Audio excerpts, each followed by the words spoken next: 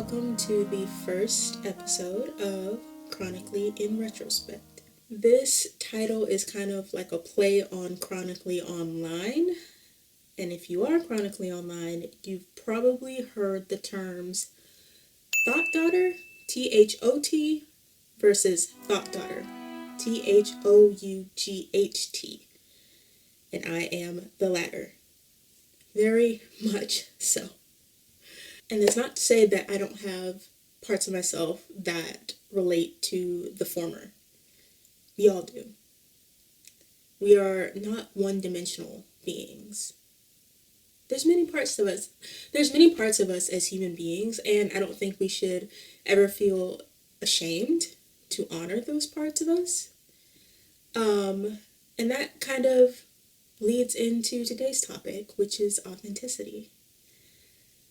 And how accepting and honoring the whole self, this idea of the whole self, can wind up being a lonely path. Or at least it can feel like that when you're in the thick of hermiting, like I have been for the past 2 or so years. And this kind of came about when I was watching another podcast that I love called Gin and Juice. And one of the hosts started talking about accepting that she is a leader in her own right, and how that path of choosing to show up authentically has often led to some pretty lonely moments, especially because she is in the social media influencer space. Now, there's a lot to say about what the influencer space has become, but mostly I want to focus on how it seems that people today, especially those who have a desire to be seen, to be in front of the camera, to have any sort of platform, it feels more comfortable for a lot of people to push certain parts of themselves to the side in order to be able to present a certain way online or to sell a product. And on the flip side of that, some of us feel this burning desire to show up no matter what in our authentic selves, our own skin, all the flaws and all that, even when there is no blueprint. And I think that is probably the scariest and loneliest part, because with having a platform so far over the past 10 years or so, there has been a blueprint that has been able to be followed, and it leads to some measure of success. But when that blueprint feels or creates a certain level of discomfort within you, is that blueprint really worth following? Are you able to say, I honored myself in every way possible today? Or maybe, you know what, I could have showed up a little better for myself today. And those are the questions that I think you have to ask when you have chosen to show up authentically, when you are choosing to show up as your whole self. And I saw a creator on TikTok recently talk about how when you are in the middle of certain intersections, like being Black, being a woman, being queer, don't have to necessarily be confident immediately, especially when you're just starting out on this path. Being confident can be really, really daunting when you're used to self-deprecating, when you're used to playing small, when you're used to not really knowing who you are. Yeah, being confident, taking that jump from who the fuck am I to I'm the baddest bitch in the room, Yeah, you're basically setting yourself up to fall flat on your ass. And I know from experience.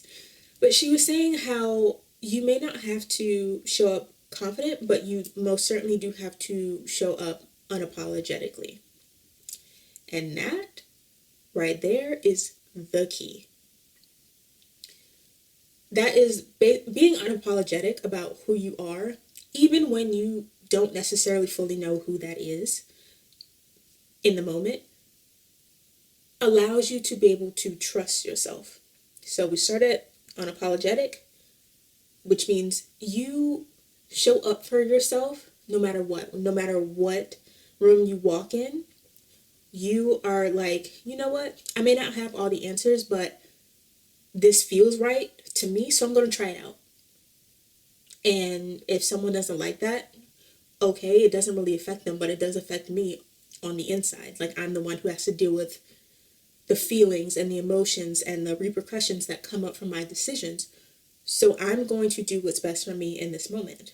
And when you show up unapologetically, you build that trust with yourself. You are able to, and I cannot express how vital it is to be able to trust yourself, because when you walk in certain rooms, especially when you have chosen the path of authenticity, if someone tells you something that does not align with you, whether it's in that moment or with yourself once you finally figure that out, and they tell you something that is the complete opposite, are you just going to go with what they said, or are you going to be able to trust yourself in that moment and say, you know what, if this room isn't for me, then that's okay, but I'm not going to abandon myself for someone else's validation. So unapologetically trusting yourself, and then you can have confidence in your decisions. Yeah, that confidence part is the final boss, essentially. Confidence is a feeling that communicates to you how you show up internally. Confidence is not, to me at all, has anything to do with external validation or necessarily how you are perceived to anyone else in the room. If you don't feel that confidence internally, you don't trust yourself. And fuck if anyone else thinks you're confident if you yourself cannot trust your decision making. You can't trust your discernment. You can't trust that you're going to be able to show up for yourself. It doesn't really matter what anyone else thinks about you. When you are authentic, you are saying, I'm choosing me no matter what. I'm devoting myself to myself no matter what. My energy, my time, my mental space. Because if you want to talk about it, a lot of us spend a lot of mental energy on other people and not nearly enough on ourselves. And some people may try to gaslight you and say that that is selfish.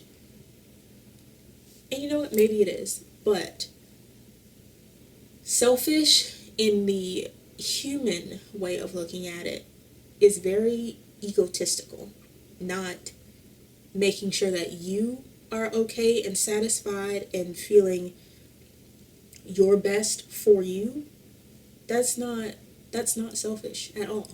And I think a lot of people, honestly, now that I'm thinking about it, are hella burnt out because we don't spend enough energy and time on ourselves. Damn. Mm. Yeah. We're not going to fix this issue of eternal burnout unless we decisively and intentionally choose ourselves and getting to know who we are on a soul level. Accepting the parts of us that, you know what, may not be likable, that may not be agreeable to everyone, that honestly may even scare us to take a look at. And I think a lot of people feel that, like, there are parts of us that are like, oh no, this goes against everything that I've built myself up to be. But who you've built yourself up to be may not be who you are meant to be. Who you built yourself up to be may be a form of self-protection, maybe conditioning from the people that you grew up around, the people you keep around you now, your parents. Your identity bit may very well be just learned behaviors instead of those core beliefs and feelings that you came in this world with. Something that I have been integrating into my belief system is that I came into this world with everything, the knowledge, the tools that I would need to be successful in my unique way, my authentic way. And somewhere along the way, I lost sight of that knowledge. I lost sight of my gifts, the parts of my personality that are meant to help me shine. Some of the things the people around me told me that I shouldn't want to be a full-time creative. I shouldn't want to explore that path because it's unsustainable or it's not going to make me money. But my purpose in this world is to be a light. It's to be my authentic self, to be my joyful, goofy, talkative self. And that light got dimmed for quite a long time. And having to backtrack and undo all the bullshit that was put upon me by others and that I allowed to be put upon me,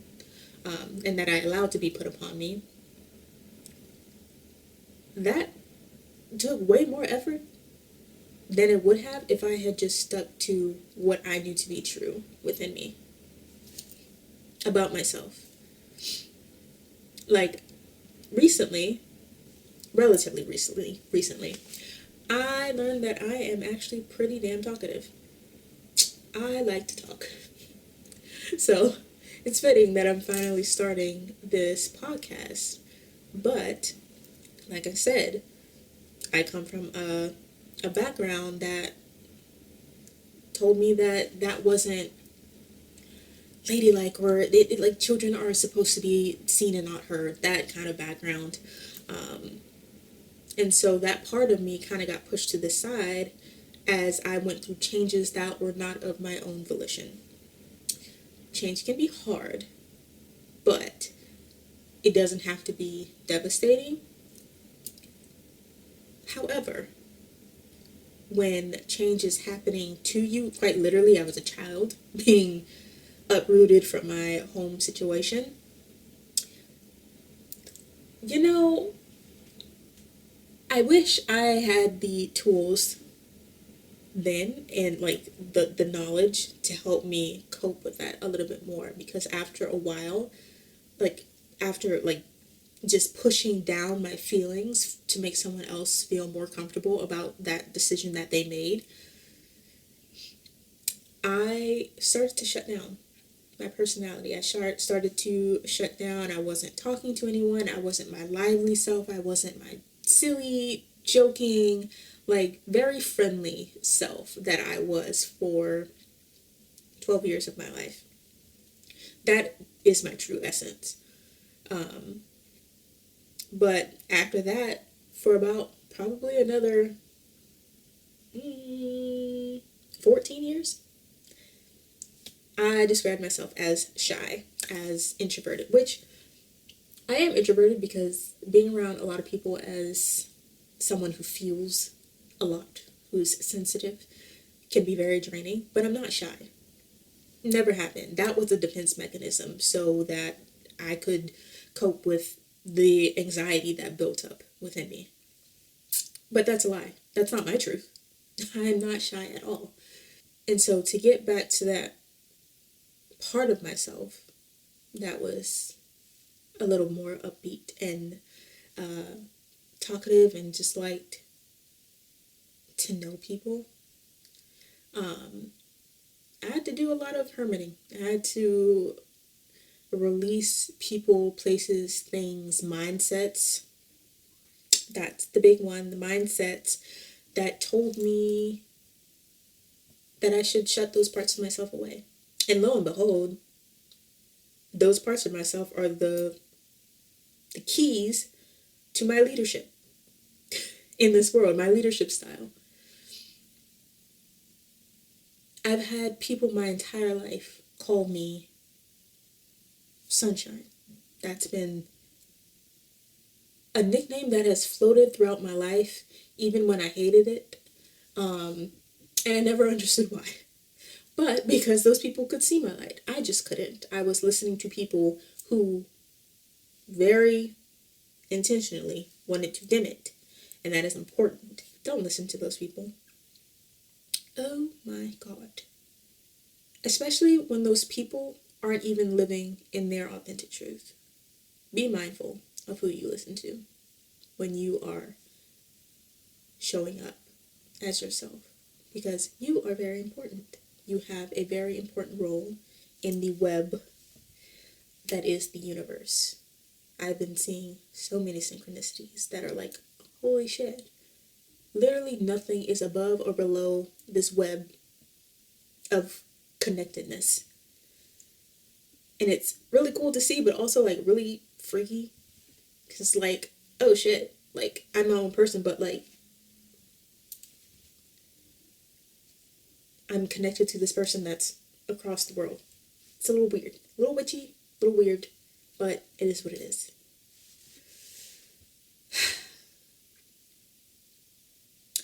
Okay, is there anything else that I want or need to say? Okay. Well, I hope that this episode was even minutely helpful for you on your path. And if there's any other piece of advice that I can offer you on the authentic path and what that means to show up for yourself, it is to allow yourself to show up in each moment the way that you need to show up. If that means you need to cry, show up.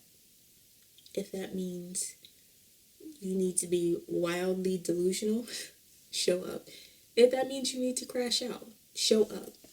But you're not going to develop that trust with yourself if you keep shutting parts of yourself down. As long as you're not hurting anyone or causing devastation in anyone's life. There are moments where you may have to be the villain. That's just what it is. You may have to let people go and someone's going to see you as the villain for doing so. But if that person does not feel good in your life, they create more anxiety than joy in your life, they're not for you. And you don't have to feel any kind of way about it. But allow those parts of yourself to well up. The anger that you've suppressed, the sadness that you suppressed, the parts of your personality that maybe you even forgot about. Those parts are important too. And it's okay. It's okay to be selfish. I was going to try to work around that, but it's okay to be selfish. You are your number one priority and responsibility. If you are not okay, then the people around you are not going to be able to be influenced by your essence in the way that they would need to be. You are not going to feel connected to yourself, and that creates a level of discomfort that I find completely unnecessary. And largely, on a global scale, you will not be able to show up in the ways that only you can show up for the global community. The world needs you, who you were created to be. And you have everything that you need to be, because you're literally just being. That's what the world needs. If you're a joyful person and someone told you that that's ridiculous, fuck them. That came out of nowhere, but it's true. Yeah, if someone has told you that any part of you that brought you joy was ridiculous or not normal, first of all, I'm very sorry that you've carried that with you for this long. But it's time to let it go. It's time to let it well up, purge, and release. Yeah. The world needs more authenticity, especially right now, where people, namely on the internet, are afraid to move unless the internet says so. We all have agency. We all have autonomy. But anyways, I was supposed to end this like 2 minutes ago, but like I said, I like to talk, so I kept going. But hopefully this was helpful for you. If you have any questions, feel free to leave them in the comments.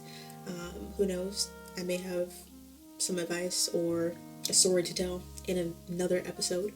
But yeah, let me know your thoughts on this topic, what you've been going through as of late as it pertains to this topic, and I will see you next time. Hello, and welcome to the first episode of Chronically Online. That is not that's not my podcast at all. We can often get caught up in, hold on, what did she say? Hold on, I need to, oh, my phone is right here. Ciao. But she was saying that, ooh, let me see if she's even a she. Yes. But she was saying how, hold on. This is so nerve-wracking. But I can handle it. I'm a Leo rising. Yeah, I'm fine.